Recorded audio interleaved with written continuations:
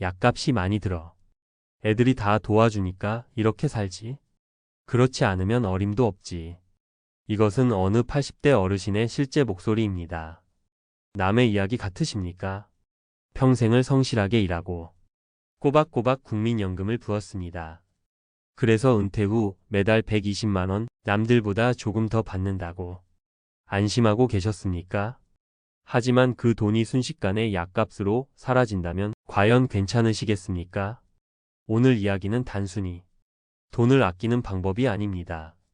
잠시 후 30년간 성실하게 살아온 한 가장의 연금이 어떻게 약값으로 처참히 녹아내렸는지, 그리고 또 다른 분은 연금 때문에 어떻게 건강보험료 폭탄을 맞게 되었는지 그 생생한 이야기를 전해드릴 겁니다.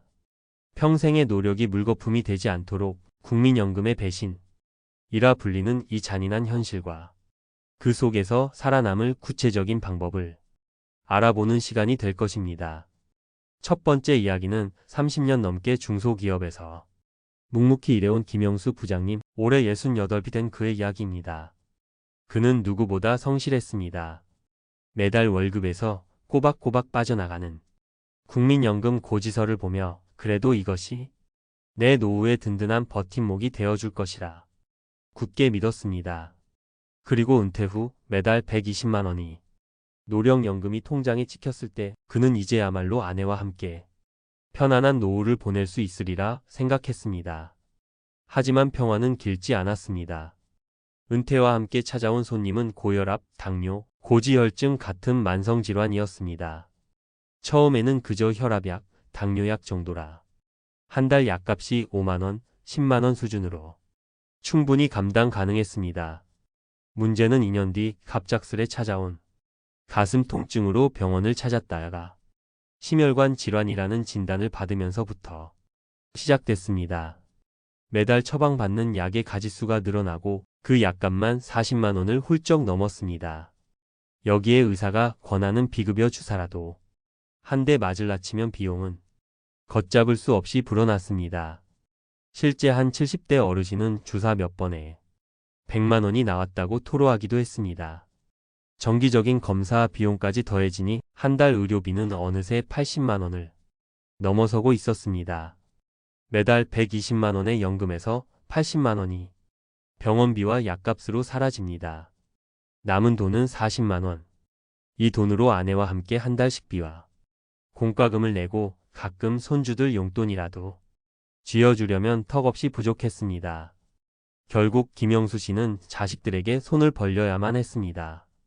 그는 밤마다 잠 못 이루며 생각합니다. 나라에서 꼬박꼬박 연금이 나오는데도 자식들 눈치를 봐야 하는 이런 신세가 될 줄은 꿈에도 몰랐다. 두 번째 이야기는 예상치 못한 곳에서 습격을 당한 박선자 씨의 사례입니다.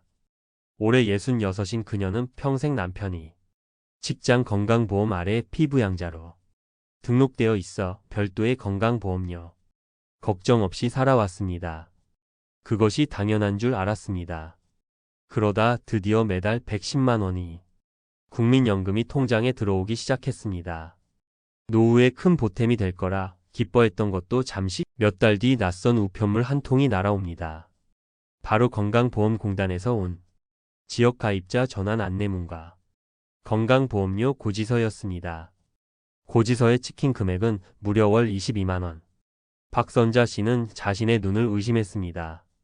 연금 소득이 발생하면서 피부양자 자격을 유지하는 연소득 2천만 원 기준을 초과할 위험에 처했고 결국 자격이 박탈된 것입니다. 그녀는 황망한 마음에 이렇게 말했습니다. 소득이 조금 늘어난 줄 알았는데 나라에서 세금처럼 떼어가는 돈이 더 커졌어요. 이건 받아도 받은 게 아니네요. 이것이 바로 많은 분들이 놓치는 함정입니다.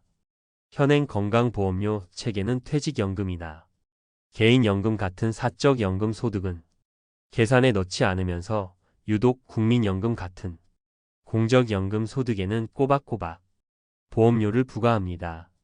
결국 박선자 씨는 약값 걱정에 더해 매달 22만 원이라는 고정 지출까지 떠안게 된 것입니다. 여러분이라면 이 상황에서 어떤 선택을 하셨을 것 같나요? 자, 지금까지 우리는 김영수 씨와 박선자 씨 두 분의 안타까운 사례를 통해 성실하게 연금을 부어도 왜 노후가 불안한지 그 이유를 들여다봤습니다. 하지만 절망하라고 이 말씀을 드리는 것이 절대 아닙니다. 지금부터가 진짜 중요합니다. 이 비극을 피할 수 있는 현실적인 방법은 분명히 존재합니다. 우리가 빠졌던 공통된 함정은 무엇이었을까요? 첫 번째 함정은 연금 액수에만 집착하고 의료비 지출의 무서움을 외면했다는 것입니다. 관련 통계에 따르면 65세 이상 노인 1인당 연간 진료비는 이미 500만 원을 넘어섰고 부부 기준으로는 연간 1000만 원에 육박합니다. 월 120만 원, 연 1440만 원의 연금으로는 기본적인 진료비조차 감당하기 벅찬 것이 냉정한 현실입니다. 두 번째 함정은 연금 소득이 불러오는 건강보험료라는 복병을 전혀 몰랐다는 점입니다. 앞선 사례처럼 연금 수령으로 피부양자 자격을 잃고 월 평균 20만 원이 넘는 건보료를 추가로 부담하게 될 수 있다는 사실을 대부분의 사람들이 간과하고 있습니다. 세 번째 함정은 국민건강보험 하나만 굳게 믿었다는 것입니다. 우리나라의 노인 빈곤율은 OECD 평균이 3배에 달하는 40% 수준입니다. 건강보험이 많은 부분을 보장해주는 것은 사실이지만 고액의 비급여 치료나 월 평균 370만 원에 달한다는 요양병원 간병비 앞에서는 속수무책일 수 있습니다. 그렇다면 이 비극의 고리를 끊고 내 소중한 연금을 지켜낼 생존 전략은 무엇일까요? 지금부터 그 현실적인 대비책 4가지를 말씀드리겠습니다.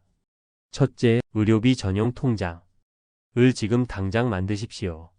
국민연금은 생활비 그리고 개인형 퇴직연금, 즉 IRP나 개인연금은 의료비 통장으로 역할을 완벽하게 분리하는 전략이 필요합니다.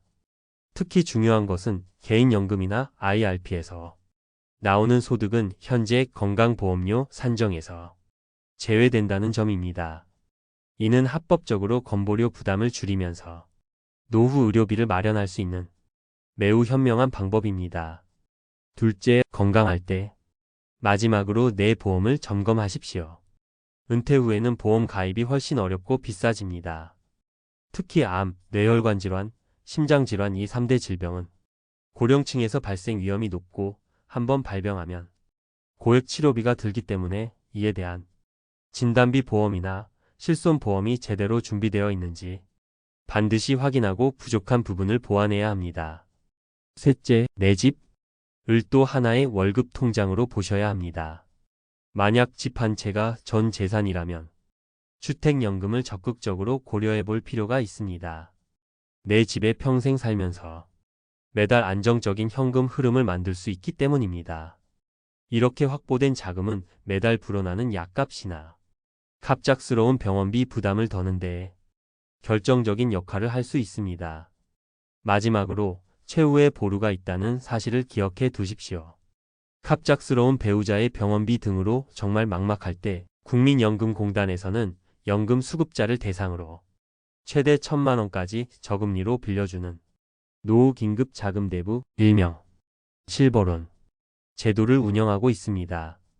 물론 이것은 내 연금을 미리 당겨 쓰는 개념이므로 신중해야 하지만 급한 위기를 넘기는 데는 분명 도움이 될 수 있습니다.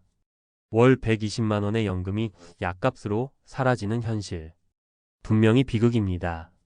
하지만 더 큰 비극은 이 사실을 알면서도 외면하고 아무런 준비도 하지 않는 것입니다. 오늘 소개해드린 방법들이 당장 막막하게 느껴지실 수도 있습니다. 그러나 지금부터라도 내 노후 지출, 특히 의료비의 현실을 똑바로 마주하고 작은 계획이라도 세우는 것이 중요합니다. 오늘 당장 내 노후 지출 계획표를 다시 한번 펼쳐보는 것, 그것이 모든 변화의 시작입니다. 국민연금은 우리 노후의 든든한 추춧돌이지만 결코 집 전체를 지탱해 줄 수는 없습니다. 당신의 귀한 노력이 평생의 땀이 약값으로 허무하게 사라지지 않도록 오늘 바로 지금 당신의 미래를 위한 계획을 시작하시길 진심으로 바랍니다. 오늘 이야기가 조금이라도 도움이 되셨다면 주변에 이 정보가 꼭 필요한 분들께 공유해 주십시오. 구독과 좋아요는 저희가 더 좋은 콘텐츠를 만드는데 정말 큰 힘이 됩니다. 여러분께서는 노후 의료비 문제에 대해 어떻게 생각하고 또 어떻게 준비하고 계신지 여러분의 소중한 지혜를 댓글로 나눠주시면 감사하겠습니다. 저는 다음 시간에 더욱 유익하고 현실적인 이야기로 다시 찾아뵙겠습니다. 감사합니다.